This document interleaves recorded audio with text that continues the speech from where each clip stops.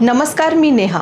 देशोन्नतीच्या आजच्या खास शोमध्ये आज पाहणार आहोत राष्ट्रपती द्रौपदी मुर्मू यांच्या लालकृष्ण अडवाणी यांच्या निवासस्थानावरील त्या व्हायरल फोटोबद्दल, ज्याने सोशल मीडियावर खळबळ उडवून दिली होती। 30 मार्च रोजी राष्ट्रपती द्रौपदी मुर्मू यांनी भाजप नेते लालकृष्ण अडवाणी यांना भारतरत्न हा सर्वोच्च नागरी पुरस्कार त्यांच्या निवासस्थानी जाऊन प्रदान केला।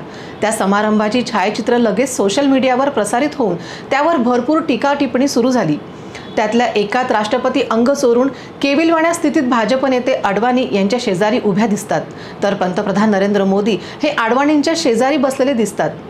काही ऑनलाईन पोर्टल्सनी फॅक्ट चेक करून तसे काही झाले नसल्याचा निर्वाळा दिला आहे, पण आपला मूळ मुद्दा आहे राष्ट्रपती द्रौपदी मुर्मू यांनी राष्ट्रपती भवन सोडून अडवाणी यांच्या घरी जाण्याचा। राज्यघटनेनुसार राष्ट्रपती हे पद सर्वोच्च मानले जाते, त्यामुळे पंतप्रधानांसह सगळे मंत्रिमंडळ, विरोधी पक्षनेते, इतकेच काय तर परदेशी पाहुणे हे सर्वजण राष्ट्रपतींना भेटायला राष्ट्रपती भवनात जातात। राष्ट्रपती यांना भेटायला त्यांच्या निवासस्थानी वा कार्यालयात जात नाहीत, असाच आजवरचा इतिहास सांगतो। त्यामुळे राष्ट्रपतींनी अडवाणी यांच्या निवासस्थानी जाण्याची गरज होती का? ते त्यांच्या प्रोटोकॉलमध्ये बसते का?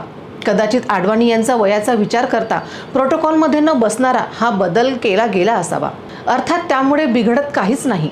असो तर राष्ट्रपतींना उलट आनंदच झाला असणार। राष्ट्रपती भाजपच्या, भारतरत्न पुरस्कार प्राप्त अडवाणीही भाजपचेच आणि पंतप्रधान मोदीही भाजपचेच, म्हणजे भाजपच्या राष्ट्रपती द्रौपदी मुर्मू यांनी भाजप नेते अडवाणी यांना भारतरत्न हा सर्वोच्च भारतीय नागरी पुरस्कार त्यांच्या निवासस्थानी जाऊन प्रदान केला। त्यावेळी भाजपचे पंतप्रधान मोदीही उपस्थित होते, त्यामुळे त्यांच्या दृष्टीने हा घरचा समारंभ होता। तसेही राष्ट्रपती झाल्यापासून द्रौपदी मुर्मू यांना राष्ट्रपती भवन सोडून फारसे कुठेही जाता येत नाही। देशातल्या कुठल्याही संस्थाची वा कार्यक्रमाची निमंत्रणे स्वीकारता येत नाहीत, त्यांना उपस्थित राहता येत नाही, इतकेच काय तर परदेशी दौरेही करता येत नाहीत। हे सगळे करण्यात पंतप्रधान मोदी हेच माहीर आहेत। आताच्या राष्ट्रपतींना सारखे आपले राष्ट्रपती भवन एके राष्ट्रपती भवन इतकेच काम, या प्रसादतुल्य भव्य वास्तूत राहून त्यांनाही कंटाळा येत असणार। शिवाय याआधी राष्ट्रपतींना देशभरातले आणि देशाबाहेरचेही कितीतरी नेते, विद्वान, पंडित, मुत्सद्दी भेटायला येत। राष्ट्रपती मुर्मू यांच्या नशिबातही ते योग फारसे दिसत नाहीत। त्यांना भेटण्यासाठी राष्ट्रपती भवनाऐवजी पंतप्रधान कार्यालयाची परवानगी घ्यावी लागते असेही बोलले जाते। त्यामुळे अडवाणी यांच्या घरी जाऊन त्यांना स्वहस्ते भारतरत्न प्रदान करण्याच्या निमित्ताने का होईना, पण राष्ट्रपती भवनाबाहेर पडून जरा पाय मोकळे करता आले, याचा राष्ट्रपती मुर्मू यांना मनस्वी आनंदच झाला असणार। पण राष्ट्रपतींनी यातच समाधान मानावे का? काय आजचे राष्ट्रपती पद हे नाममात्र आहे?